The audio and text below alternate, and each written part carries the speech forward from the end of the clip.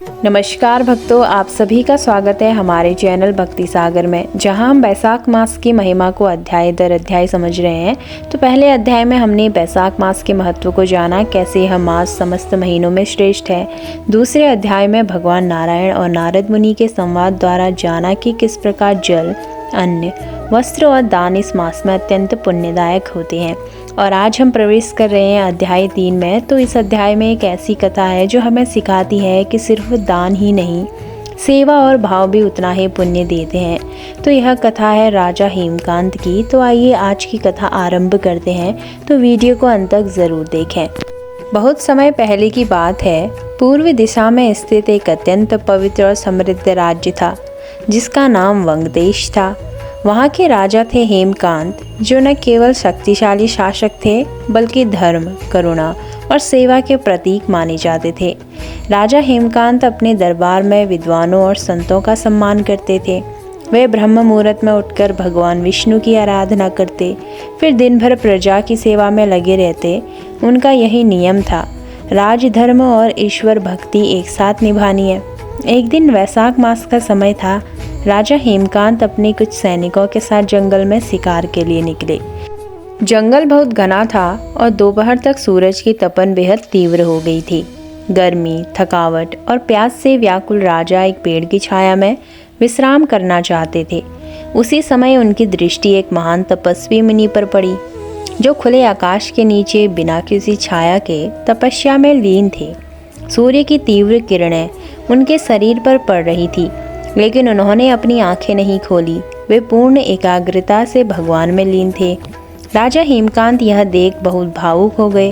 उन्होंने तुरंत अपनी छत्रछाया तपस्वी के ऊपर कर दी ताकि उन्हें धूप न लगे। राजा स्वयं तेज धूप में खड़े रहे और उस तपस्वी की सेवा में बिना किसी दिखावे के लगे रहे। उन्होंने अपने सैनिकों को भी पीछे कर दिया। यह कार्य वे खुद करना चाहते थे। कुछ समय बाद तपस्वी की आंखें खुली। उन्होंने सामने खड़े राजा को देखा, एक शाही पुरुष जो स्वयं की परवाह किए बिना उन्हें छाया दे रहा था। मुनि बहुत प्रसन्न हुए। वे बोले, हे राजन, तुम धन्य हो। इस बैसाख मास में जब लोग केवल दान करते हैं, तुमने सेवा और भावना को प्राधान्यता दी। तुम्हारा यह कार्य छोटा प्रतीत होता है, परंतु इसका फल अत्यंत महान है।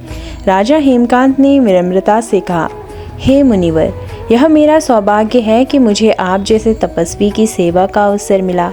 यह तो मेरा कर्तव्य है।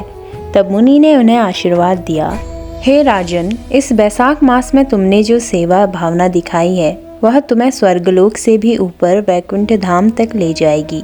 तुम्हारा यह पुण्य जीवन के अंतिम समय में तुम्हारा मार्ग प्रशस्त करेगा।